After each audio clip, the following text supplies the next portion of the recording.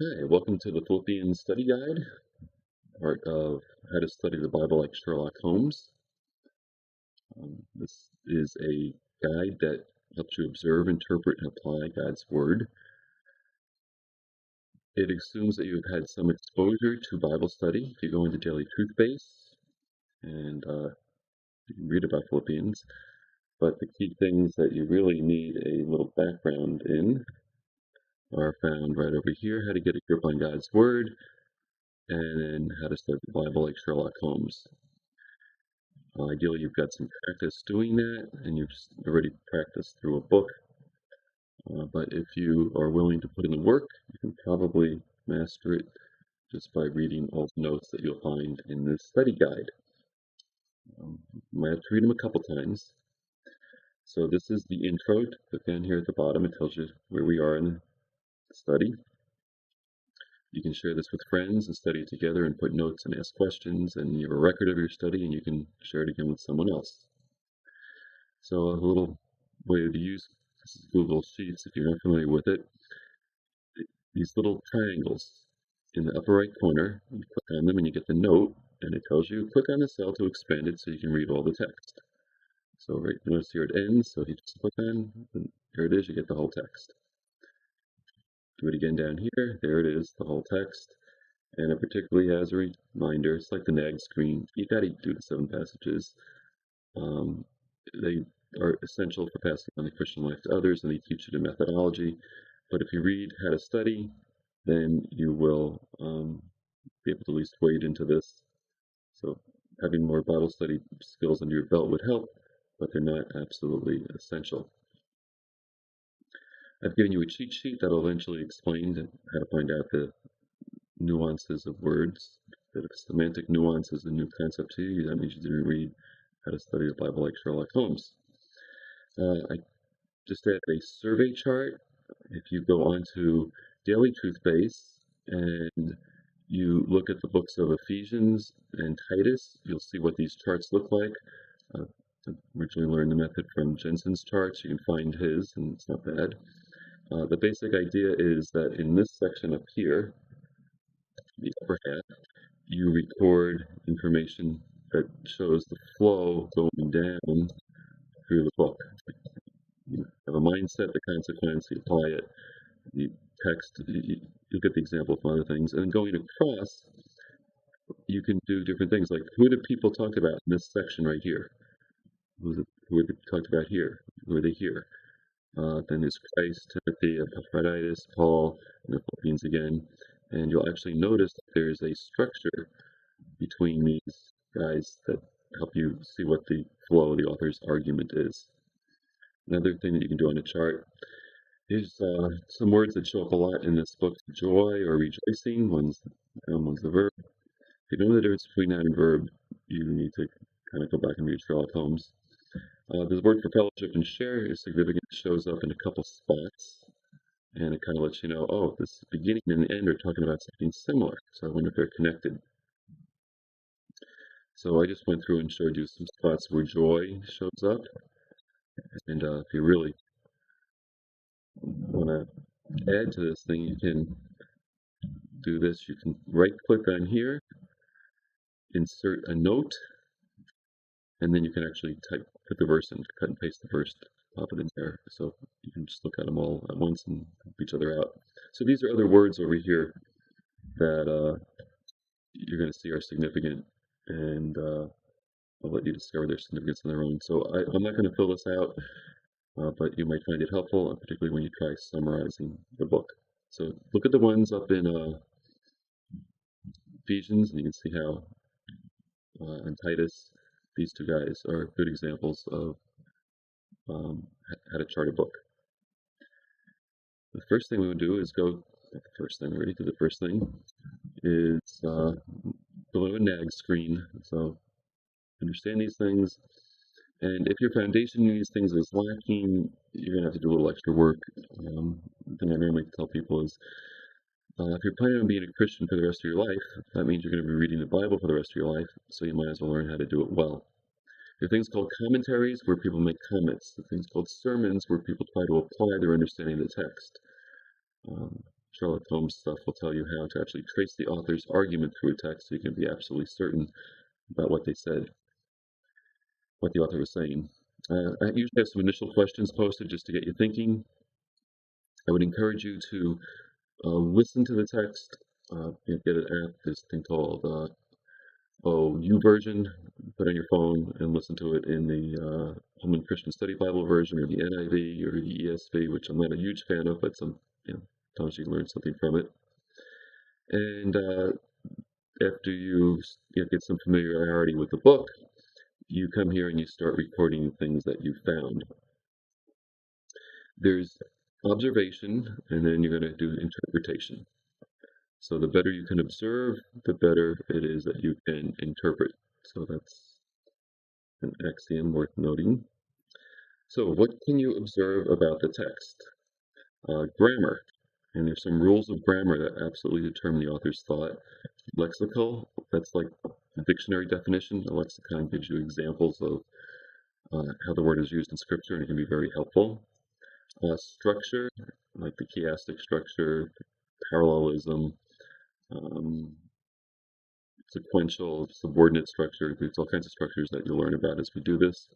Nuance is really key. The Dick and Jane story will tell you how to use the who, what, when, where, why questions to express them in nuance. And then list questions that come to mind. This is really why it's great to read different versions and listen to the text and say, what does that mean? Wait, that doesn't make sense. Why is that different? And start writing down those questions. And then your goal is to do most of this on your own. And then the questions that you still have, you get together with other people and you talk about your conclusions or why people thought one thing was another. So if you have read through the notes, you know how to do a mechanical layout where things are subordinated under each other. So I can move this up. Yeah, I always have trouble doing this, sorry. Just put it down here and use the little arrow piece. Okay, so you're going to want to look up words. I gave you starters. You don't have to look up everything. You want to look up mainly the stuff that you don't know. And Paul and Timothy are indented, or under them, are indented the fact that they are bond servants. So bond servants tells you something about Paul and Timothy, who they are, and that's going to be reflected over here as who. And they're writing to some saints, and it's going to talk about the saints down here, and there's some questions that you might want to ask. And then it's got these other critters, the bishops and deacons. So I'm going to show you how to observe more than just what is written there. And I'm going to take you to my friend, the online Bible. Let's see if I can pull him up. Let me tell you first the Berean Bible. Berean Bible is, these are all free programs, is a thing that is easy to download, has New King James Version, has other versions as well in it, and they all come down in a package, and it's free. And I like it because it can instantly give you the text. It's faster than the online Bible. You can type words in here, in this little space here, and find out where they show up anywhere in the Bible. So it's always good whenever I look at a text, I always read the context, and this is my favorite thing, reading the context, and I keep it up so I can find it again and again. So he's a guy to know. Then we have the online Bible. It's also a free, and this is one of my favorite tools. It saves me hours and hours of laboriously looking up words in a concordance. And I'll show you how to do a couple things in it. It's the King James Version, and it's, and then we're using the New King James. They're both based on the majority text or the Byzantine text type, or the Textus Receptus, which I think is, and give you reasons why it's a superior text type. So you want to make sure you're keying it off the New King James, and you'll see reasons why as you go through the book.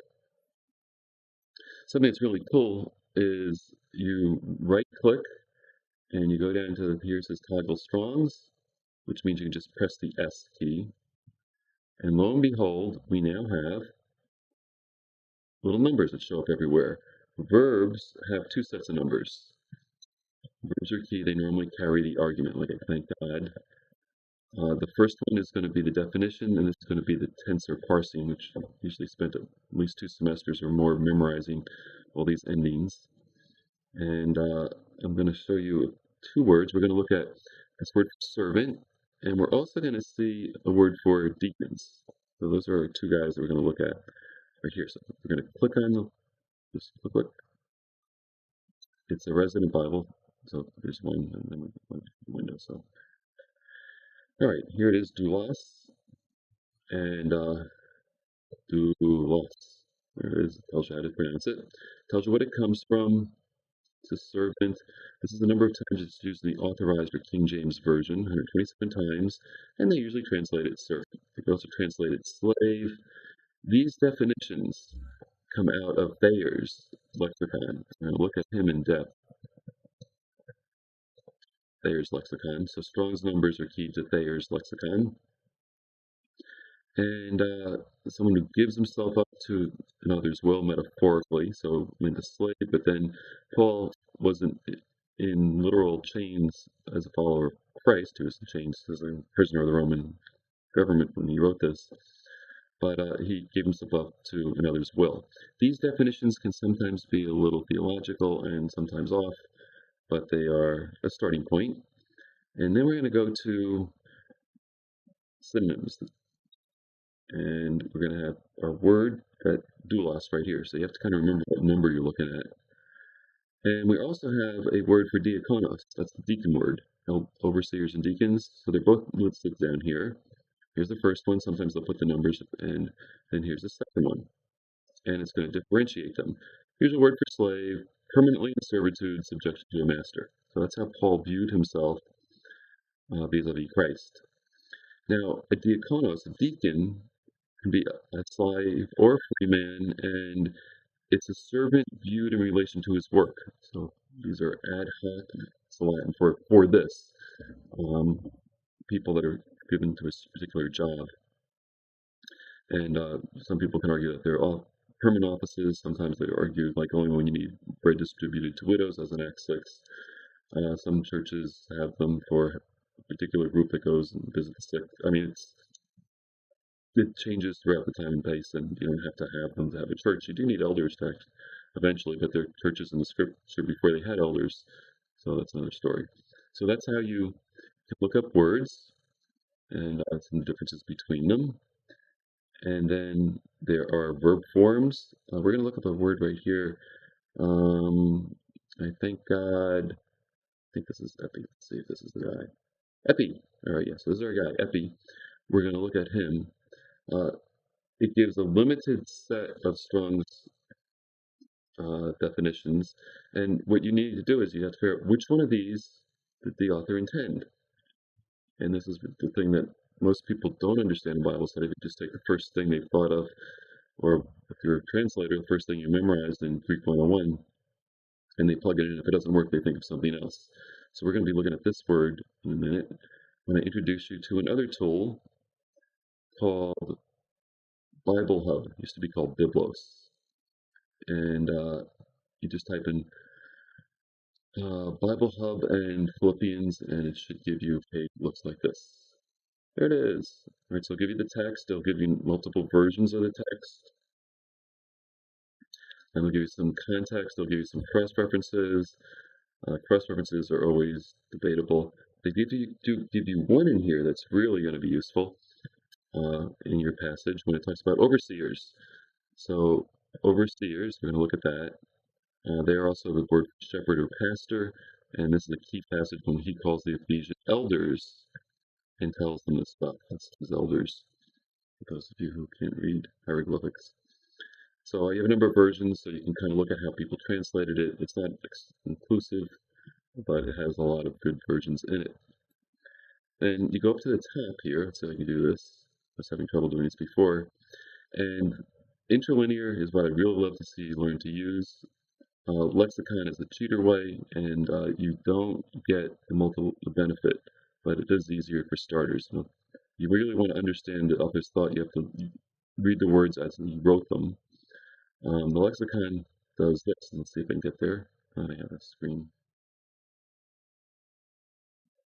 Any day now. Voila, here it is. Here is the lexicon. So what this does is it gives you all the words that are in this verse, and let's go down here. It gives you Strong's number, as you notice, and it gives you, you're going to have to look up the word saint, comes this word sacred or holy.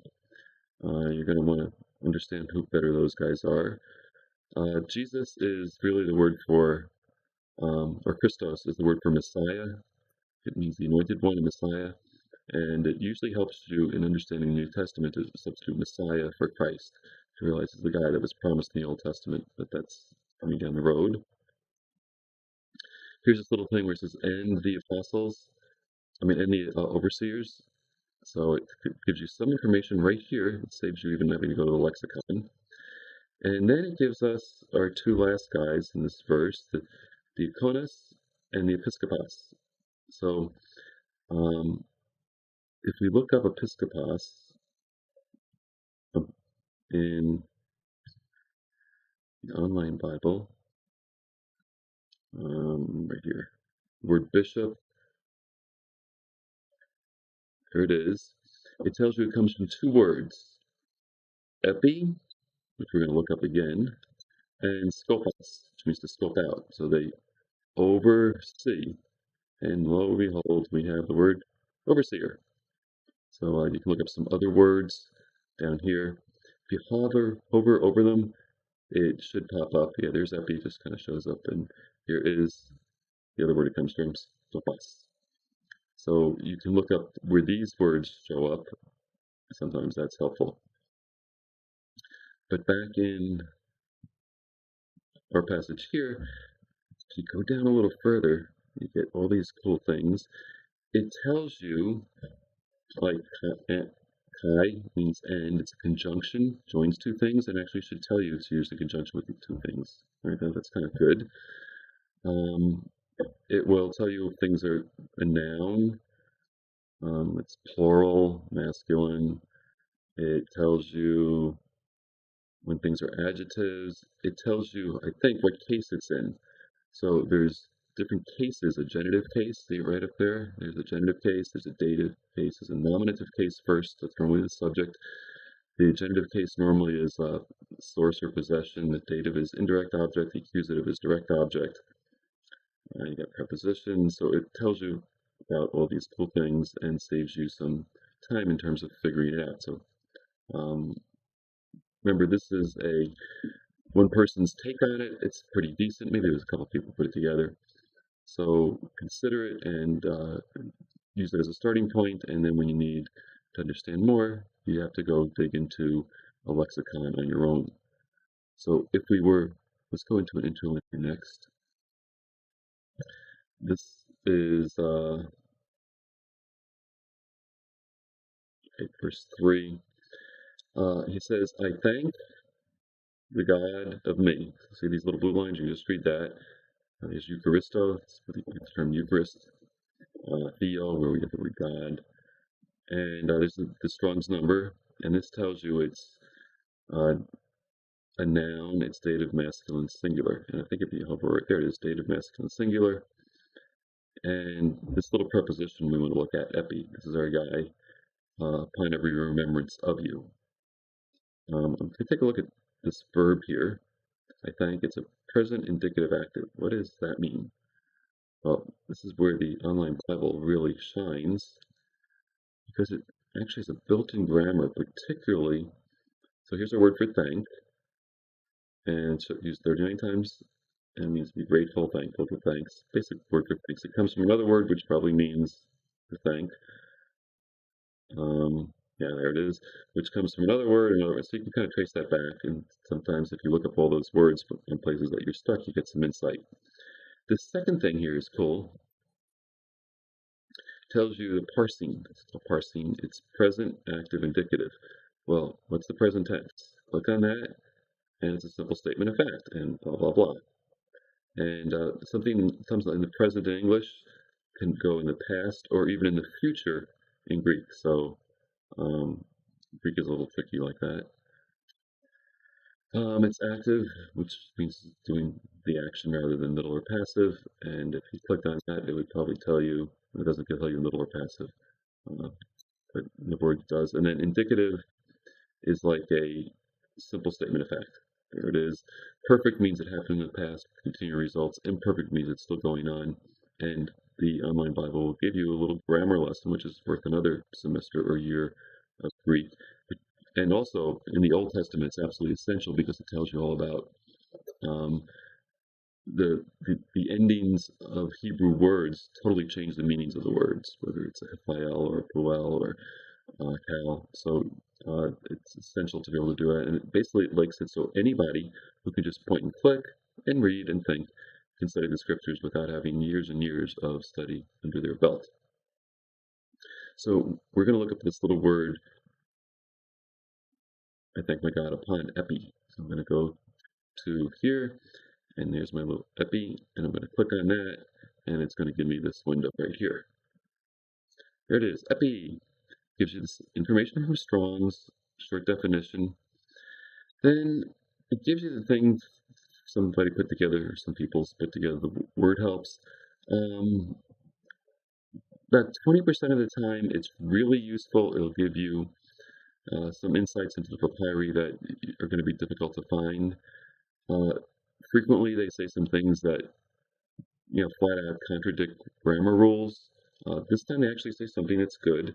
So I just skim this real lightly. But this particular note is good. So after it tells you something about, it looks the effect that goes with the envision contact. You have to think about that one for a while.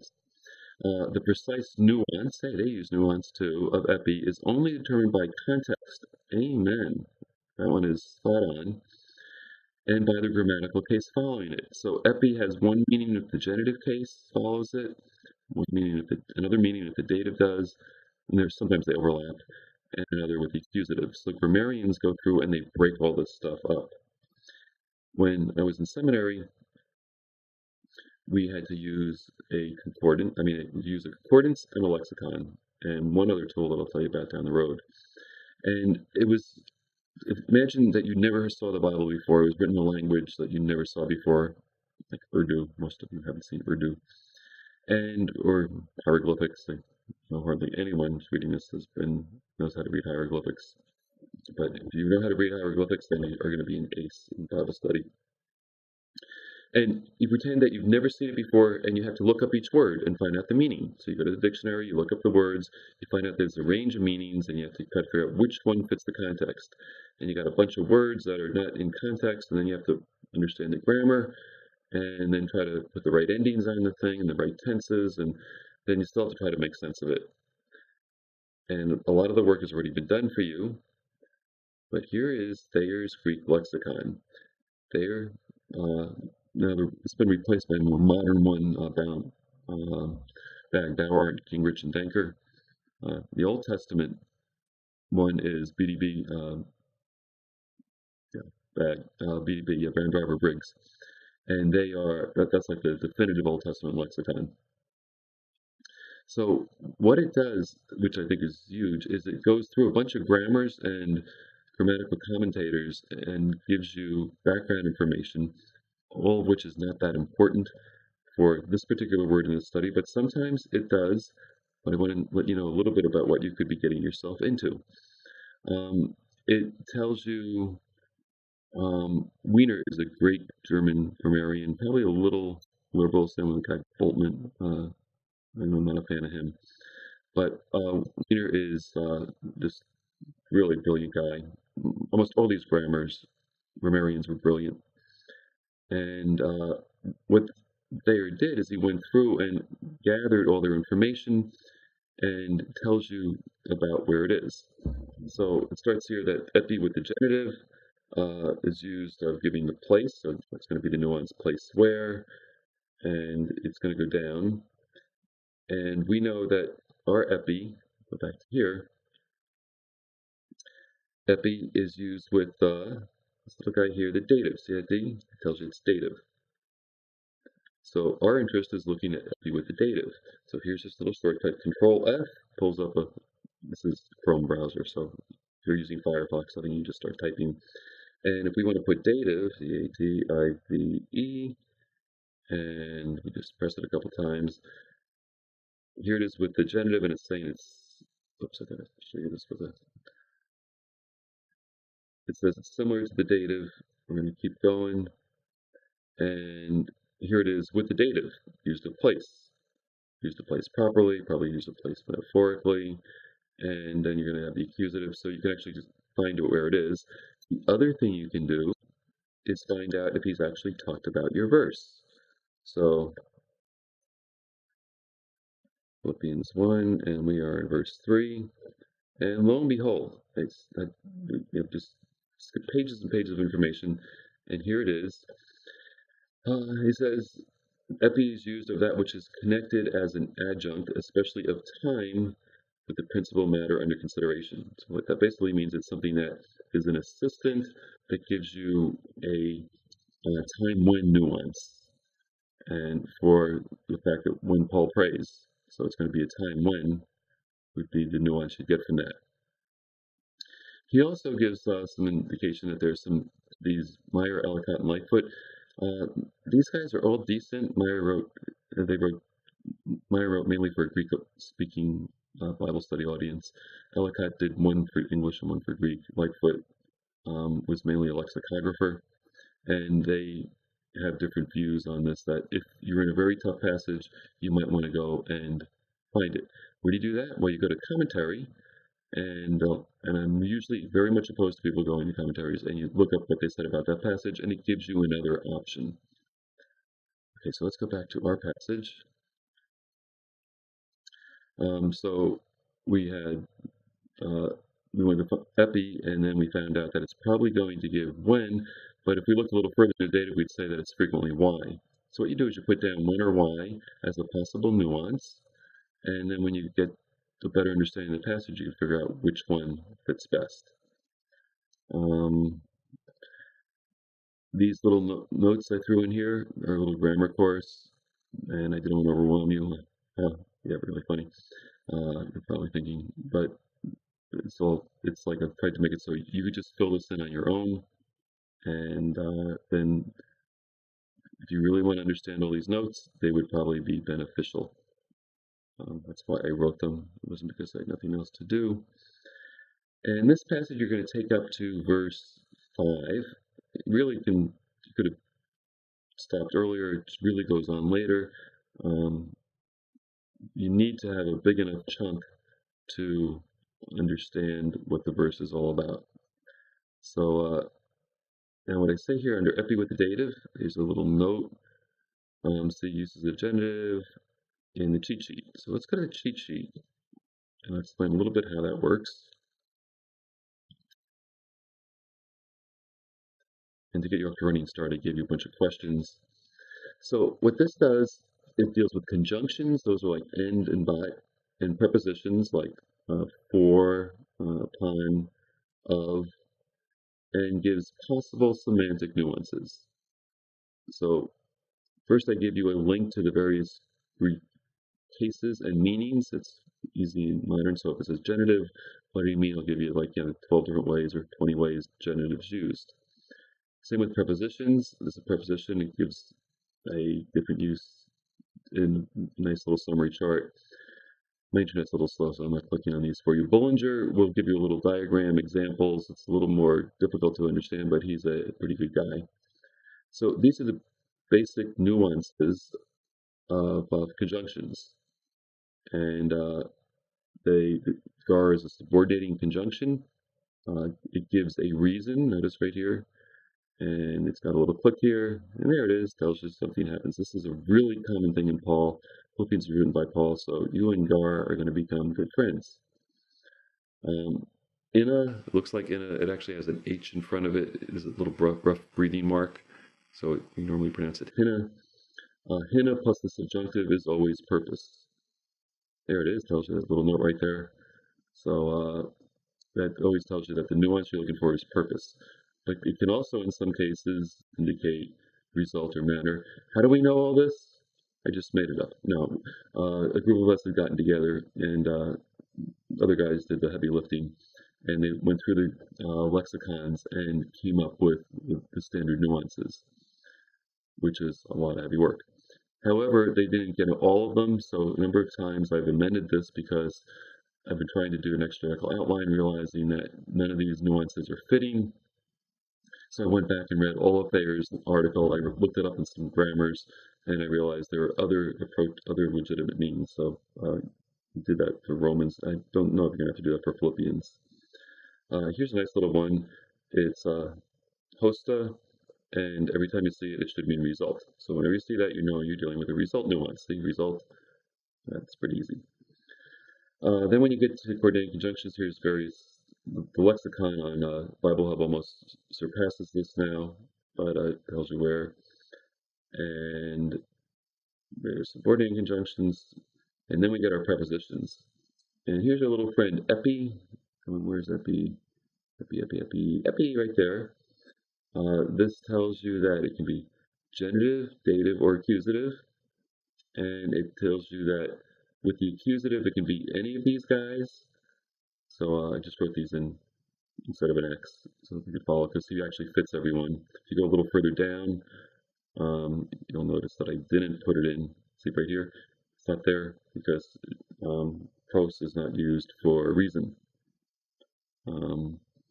So another two words that you're going to be encountering in Philippians 1, and you don't do this for every passage, just where it's significant, but a significant word to note is N-E-N. If it's the dative, it frequently is means. It can be sphere, that's place where. But means is a big use of it with the dative, not if it's with the genitive. So that kind of narrows it down for you. And ice, where is my friend ice? Ice is another key word. You're going to encounter that, I think, in verse 5. And it's pronounced ice, even though it's spelled E-I-S. It's used only with the accusative, and it gives you these nuances. It's a big word for purpose. Big word for it. And it gives the end goal. So, get to know ice and N. Those are your key takeaways from this outline. Okay, so you're going to do the observation. You're going to hopefully have more questions. You're going to answer these questions, make up your own questions. You can insert questions. For those of you not familiar with this thing, right-click and then just say insert a row above or below the spot, and just type in your question, and then it expands the sheet. If you want to ask me questions, you can use the comments section. So if you have a question here, go here and you put, where to go, insert comment. And it'll pull up a little window and it'll send me a note. And I don't often check it, but basically send me another note on my regular email and say, hey, Bill, check the note I sent you. And then I'll say, oh, yeah, right. So you can ask each other notes this way. And then when, let's say, I'll send note. And what that should do is send me a note. And then when I get it, I come back here and I click on it and I answer it. I think I can keep this way. I don't do this frequently, and then resolve it and it disappears. So a little blue thing tells me there's a note there. I'll send note, I reply, use comment, and I reply. And then when it's resolved, you can basically just delete it, or you can, keep it for future reference. If you're going to put a note in the sense of these little guys, put your initials with it, so I know that this is not something I wrote, because otherwise I'll look at it and think, wait, did I say that? And I get all confused, and it's hard to answer. So this is what you're supposed to do for the first study, is go through and observe the words, record in this format of some grammatical observations, some lexical observations. You're not going to have to look up everything. I did some key ones, like you don't have to look up Paul. You should know who Paul is. If you don't, then look him up. There's not much structure to see there. And here's a question like, why does it include Timothy? There's an answer to that, but it's not that important. You don't have to know everything as you first time through. Then what you're going to do for the second time you get together, in our Roman study we do this virtually, saves time for people not having to mute.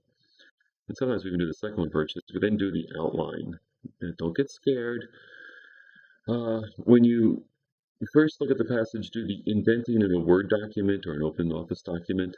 It makes it much easier to put spaces and words and then cut and paste the whole thing in. You cut it once in the observation phase, second time here, a third time here. And then after you've figured out all your observations and your nuances, you're going to do your outline, and you just follow the numbers. Start with number 1, 2, 3, 4, then you go to 5, 6, come back up to 7. There's an order for them. The notes explain how the crazy outlining system works. And what you're going to do is keep the text right here, and the ones for whom Paul thanks God right here is them all. Yeah. The manner in which Paul thanks God for them all is with joy. So these could be indented, we don't know. That's up to you to decide. I do need to show you how to do one more thing, and then on your own. Got this little word fellowship, and that is a key word. So let's look it up together, and we'll fellowship about it. Okay, so we go here. He's thanking God for their fellowship in the gospel. If you go into Daily Truth Base, it'll orient you towards that. It'll steal some of your joy of discovery, but it will prevent you from being confused. But you're going to see this twice because this really goes with the next passage. So we click on it, and we get the word, and it's koinonia. Koinonia means to have in common. That's this basic word. We go here, it probably tells us something like that. By the way, TDNT is a 10-volume set that's written by a bunch of guys, feeling liberal. Neos, partner associate, belong to, so it's got to have in common. The New Testament was written Koine or Common Greek. So we'll click out this guy, and it tells you the partner, associate, comrade, companion, a business partner. It also means that in association with a number of different meanings of the word. It's used 20 times. It's used of a gift jointly contributed, a collection or a contribution. Interesting. Oh look, if you hover over this or click it, you basically get somebody's little study on it. I don't use these, but because I like to do what I'm going to show you next. What I do is koinonia, I got that one. It's used 20 times in the authorized version. Normally fellowship, sometimes communion, communication, distribution, contribution. Those have a lot of different meanings in my mind. So what's going on here? So I put my cursor right there, right? And I make sure it's clicked. Then I go up to this little flashlight, or you could press F7. I have trouble reading keyboards. This pulls up the search window. I do this all the time in Bible study, in my quiet time. This is how I learned how to study the scriptures, doing what I'm showing you right now. I have a word. Where else does it show up in scripture? I put it in the search bar, and I click and look. Wow, I just have to page through. It says there are all the places. First showed up in Acts 2, meaning about the early church, and I just read through all these verses, and you understand the context of them. You can cut and paste this and put them in the bottom of your observation sheet. That's what we did in the Romans passage. Oh look, in Philippians we got 1, 2, 3 times it's used, so it'd be really good to know that. Now there's there's one other study guide I tell you about, and I do this open note. This guy, Robertson Word Pictures. Robertson wrote a 20-pound grammar. Yeah, the one that's like huge. You hurt yourself lifting it. And what he does is he's a grammarian and he writes a commentary. So I need to get him a little bit better here. Oh, that's right. Yeah, some of the little quirks of this is you have to be in the have the thing at the top. No. Yeah. Okay. So we were allowed to use him because he had grammatical insights. I would say he is correct 75% of the time. He almost there's no one that I could recommend that actually knows how to trace the argument and does so correctly. At least no one that's accessible in English. And the other stuff I can't read really well. But he has a really good one here, and he does some things that you don't often see. He tells you, thank God for your fellowship, and he is making the case that it's the contribution made by the Philippians, and he gives you other spots where it shows up. Receive the gift to take upon the fellowship of ministering to the saints, so it's a contribution there. And he's saying that it means the sharing together of things. Now, what he does here tells you that in Philippians 1:7, so we're in 1:5. So it should say something there. There it is, right there. We're in 1:5. In 1:7, they use koinonia with soon. See that? Got the soon in there? Well, it looks like SUG for you, but before some of the hard sound, the N changes to a G, some of those Greek things. So there's the joint fellowship, and then it shows up again, joint fellowship, and then which is a double ending. So these are other words that you want to throw on your Jensen chart when you do fellowship. And here's where ice shows up. So don't spend all your time in the first couple verses. Make sure you get down to 5, and you have to wrestle with what does it mean from the first day until now. He actually gives you a suggestion. I would really encourage you, don't look at him until you've exhausted your own gray cells. Otherwise, you will always be dependent upon him. And nobody is right all the time. So that will bring us, I think, to the end of our introduction. I will come back and do a second one for the outline to show you how the outline works. So I'll show you more how this works. You need to study it. I'll do a walkthrough. I'll throw little arrows about what goes where, and how you summarize. Let me find something I can summarize right here. These guys are going to be summarized into this point.